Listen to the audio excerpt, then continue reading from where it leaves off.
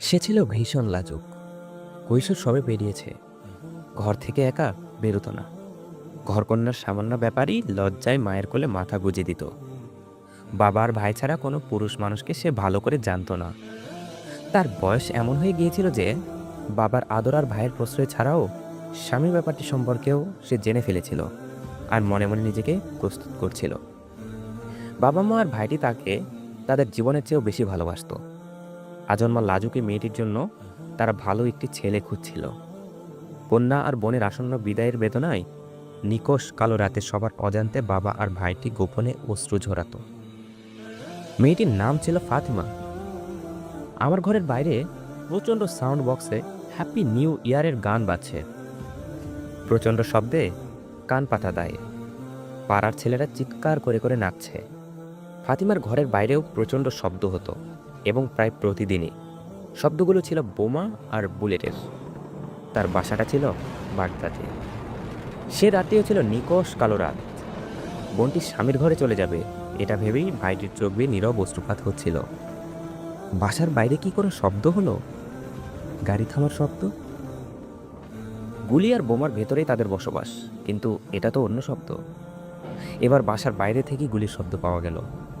ফাতেমার ছোট্ট এ পরিবারের সবাই জেগে উঠল। চোখের পলকে দরজা ভেঙে গেল আর হুড়মুড় করে ঘরে ঢুকে পড়ল একদল আমেরিকান সেনা। ফাতিমার পরিবারের অন্যদের কী অবস্থা হয়েছিল তা জানা যায়নি, তবে তার বাবা মা ভাইটি এমন ছিল না যে তারা বেঁচে থাকতে ফাতিমাকে উঠিয়ে নিয়ে যেতে দেবে। যে ফাতিমা বাবা মা ভাইকে ছাড়া একা কোথাও সফর করেনি, সেই ফাতিমাকে নিয়েই আমেরিকান হামরে জিপটি রাতের বোমার আওয়াজ ছাপিয়ে এগিয়ে চলল আবু গারিব কারাগারের দিকে। ফাতিমা, সে কি আমার আপনার বোনটি নয়? কি হলো তার সাথে? একদিন, দুদিন, 3 দিন সময় চলে যায়, কিন্তু তার কোনো খবর আসে না।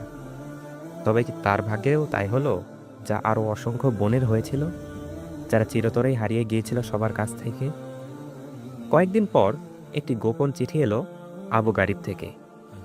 এ তো ফাতিমার চিঠি। কি লিখেছে সে? আসুন দেখি।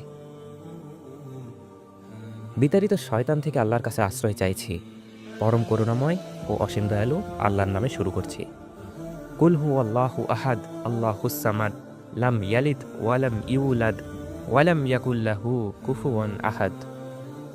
আমি শুরুতে এই সূরার উদ্ধৃতি দিলাম, কেননা আমি মনে করি মহান আল্লাহর পরিচয় তুলে ধরার জন্য এই সূরাটি সবচেয়ে ভালো। আর মুমিনদের অন্তরে এই সূরাটি দৃঢ়ভাবে গেঁথে আছে। আল্লাহর পথে লড়াইরত আমার ইরাকি মুজাহিদ ভাইরা, আপনাদের কাছে আমার কী বা বলার আছে? শুধু এতটুকুই বলি, আমার মতো এমন অসংখ্য ইরাকি বোনের গর্ভে এখন মার্কিন সেনারকি পশুদের বাচ্চা। এরা আমাদের অসংখ্যবার ধর্ষণ করেছে। তারা আমাদের শরীরকে নষ্ট করে দিয়েছে, আমাদের মুখে থুতু ফেলেছে। আর যে কোরআনকে আমরা গলায় ঝুলিয়ে রাখি, সে কোরআনকে তারা ছিঁড়ে ফেলেছে। আল্লাহু আকবার, আল্লাহু আকবার। আপনারা কি আমাদের অবস্থা উপলব্ধি করতে পারছেন না? আপনারা কি এখনকার অবস্থা সম্পর্কে জানেন না? আমরা আপনাদের মুসলিম বোন, আমরা আপনাদের মুসলিম বোন। আল্লাহ কাল এ ব্যাপারে আপনাদের কাছ থেকে হিসাব নেবেন। আল্লাহর শপথ, আমরা এমন কোনো রাত কাটাইনি যে রাতে পশুরূপী মার্কিন সেনারা আমাদের ধর্ষণ করার জন্য আমাদের উপর ঝাঁপিয়ে পড়েনি। আমরা হচ্ছে তারা যারা আল্লাহর ভয়ে নিজেদের সতীত্বকে রক্ষা করে চলতাম। আল্লাহকে ভয় করুন ও ভাই, আল্লাহকে ভয় করুন। আমাদের সহ তাদেরকে মেরে ফেলুন, আমাদের সহ তাদেরকে ধ্বংস করে ফেলুন। আমাদের এখানে এভাবে ফেলে রাখবেন না, আমাদের এখানে এভাবে ফেলে রাখবেন না, যাতে তারা আমাদেরকে ধর্ষণ করে আনন্দে থাকতে পারে। এটা আপনাদের জন্য আল্লাহর সান্নিধ্য পাবার একটা পথ হবে। আমাদের ব্যাপারে আল্লাহকে ভয় করুন।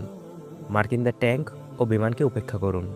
আবু গারিবে আমাদের কাছে আসুন, আবু গারিবে বন্দীদের কাছে আসুন। আমি আপনাদের মুসলিম বোন ফাতিমা, আমি আপনাদের মুসলিম বোন ফাতিমা। একদিন তারা আমাকে 9 বারের বেশি ধর্ষণ করেছে, 9 বারের বেশি। আপনারা কি উপলব্ধি করতে পারেন না?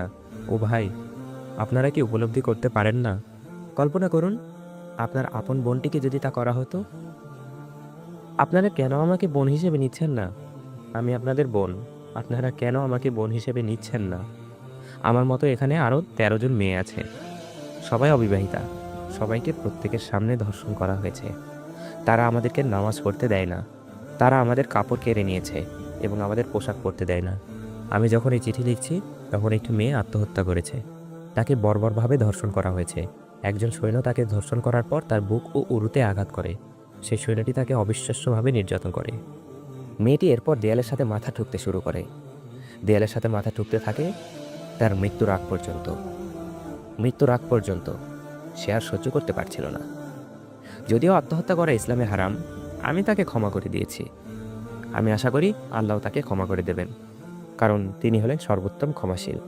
মুসলিম ভাইরা, আমি আপনাদের আবার বলি, আল্লাহকে ভয় করুন। আমাদের সহ তাদের মেরে ফেলুন, যাতে আমরা শান্তি পেতে পারি। আবু গারিব কারাগার থেকে আপনাদের বোন ফাতিমা। আমার বাসার বাইরে প্রচণ্ড শব্দে গান বাজছে। মুসলিম পরিচয় নিয়ে একদল ছেলে নেচে চলছে।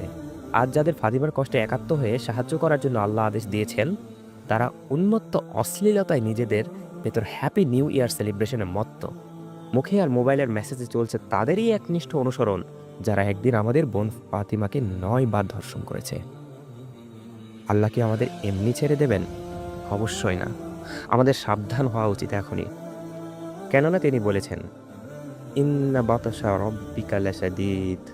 নিশ্চয় তোমার প্রতিপালকের পাকড়াও অত্যন্ত কঠোর।